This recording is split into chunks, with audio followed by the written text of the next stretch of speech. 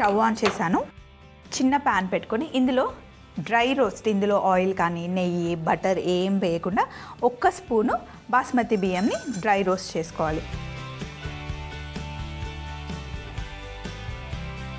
బాస్మతి బియ్యం చక్కగా dry roast అయ్యాయి. చూడండి కలర్ కూడా కొంచెం చేంజ్ అయ్యాయి కదా. ఇప్పుడు స్టవ్ ఆఫ్ చేసేసి వీటిని చిన్న మిక్సీ జార్లో వేసుకుందాం.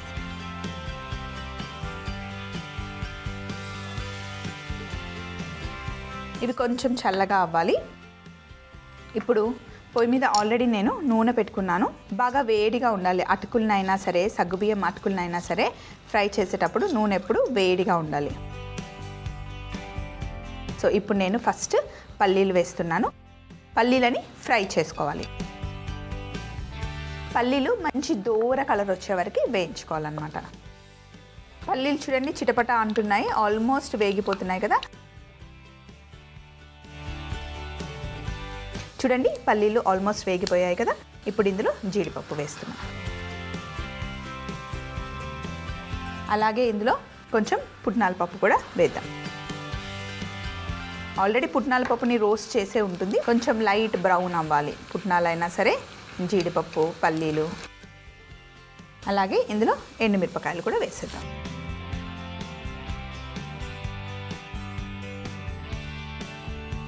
ఇప్పుడు దీన్ని మనం టిష్యూ పేపర్లో వేసుకుందాం. ఒక్క దగ్గరే ముద్దలాగా వేయకుండా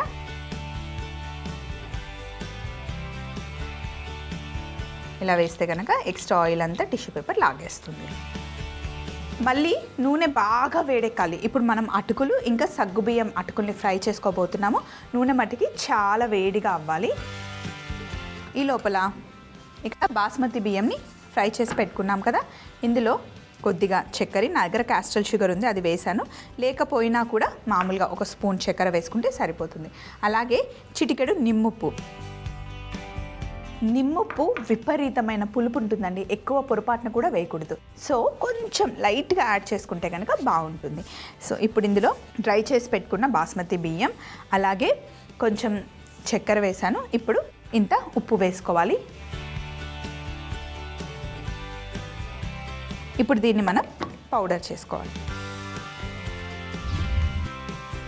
ఇలా పౌడర్ చేసేసుకోవాలి. సో ఇప్పుడు ఇక్కడ నూనె బాగా వేడెక్కింది. ఇక్కడ నైలాన్ సగ్గుబియ్యం ఉన్నాయి. ఇవి లావుగా ఉంటాయి. రెగ్యులర్గా సగ్గుబియ్యం కొంచెం చిన్న సైజులో ఉంటాయి. నైలాన్ సగ్గుబియ్యం కొంచెం లావుగా ఉంటాయి. నూనెలో వేసిన తర్వాత చక్కగా పొంగుతాయి. చూడండి. అయితే నైలాన్ సగ్గుబియ్యం చక్కగా వేగాయని మనకు ఎలా తెలుస్తుంది అంటే, చూడండి ఇప్పుడు బాగా మనకి సౌండ్ వస్తుంది వేగుతున్నప్పుడు. ఆ సౌండ్ అంతా ఆగిపోయిందంటే ఇవి బాగా వేగినట్టు అనమాట.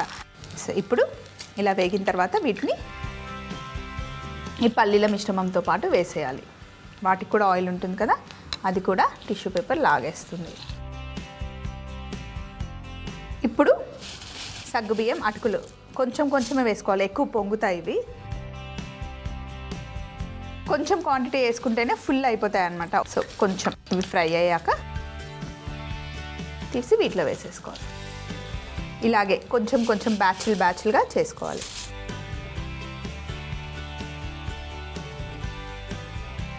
సో ఇప్పుడు ఫైనల్గా అటుకులు వేద్దాం. అటుకులు ఎప్పుడు లాస్ట్లో వేసుకోవాలి. ఎందుకంటే అటుకులు వేసిన తర్వాత నూనె కొంచెం పాడవుతుంది, తుక్కుంటుంది కదా అటుకుల్లో. సో లాస్ట్లో ఫ్రై చేసుకోవాలి. మనం ఇంట్లో చేస్తున్నాం కాబట్టి ఇలా డైరెక్ట్గా టిష్యూ పేపర్లో వేసుకుంటున్నాం. అదే కమర్షియల్గా బయట కనుక షాపుల్లో చేస్తే వాళ్ళు మిషన్ పెట్టి ఆయిల్ అంతా బయటికి లాగేస్తారు. అందుకే ఎక్కువ రోజులు నిలువ ఉంటాయన్నమాట అవి. సో ఇప్పుడు లాస్ట్లో కరివేపాకుని ఫ్రై చేశాను. స్టవ్ ఆఫ్ చేసి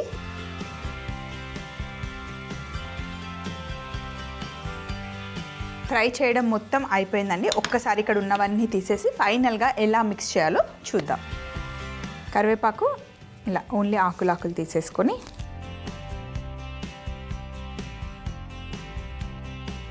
ఇప్పుడు పైన పొడి వేసేద్దాం.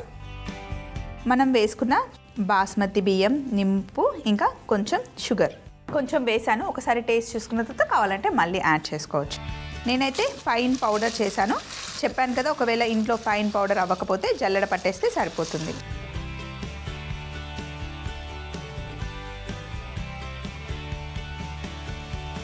సగ్గుబియ్యం అటుకుల మిక్చర్ తయారీ విధానం ఇప్పుడు చూద్దాం. ముందుగా ఒక పాన్ లో 1 స్పూన్ బాస్మతి రైస్ వేసి డ్రై రోస్ట్ చేసుకొని మిక్సీ జార్ లో వేసుకొని కాస్త చల్లగా అయిన తర్వాత 1 స్పూన్ చక్కెర, నిమ్ముప్పు వేసి మిక్సీ పట్టుకొని పౌడర్ తయారు చేసి పక్కన పెట్టుకోవాలి. తరువాత వేడిగా ఉన్న నూనెలో పల్లీలు కాస్త వేగిన తర్వాత అలాగే అందులో జీడిపప్పు, పుట్నాల పప్పు, ఎండుమిరపకాయలు ఒకదాని తర్వాత ఒకటి బాగా వేగిన తర్వాత టిష్యూ పేపర్ లో వేసుకోవాలి. అలాగే ఇప్పుడు మరుగుతున్న నూనెలో నైలాన్ సగ్గుబియ్యం వేసి సౌండ్ పోయే వరకు వేయించుకొని పల్లి మిశ్రమంలో వేసుకోవాలి. తర్వాత సగ్గుబియ్యం వేసుకొని అటుకులు వేసుకొని అలాగే చివరగా కరివేపాకు వేసుకొని అన్ని ఫ్రై చేసుకున్న తర్వాత మనం ముందుగా మిక్సీ పట్టుకున్న మసాలా పౌడర్ ని కూడా వేసి టాస్ చేసుకుంటే ఎంతో రుచికరమైన సగ్గుబియ్యం అటుకుల మిక్చర్ రెడీ అవుతుంది.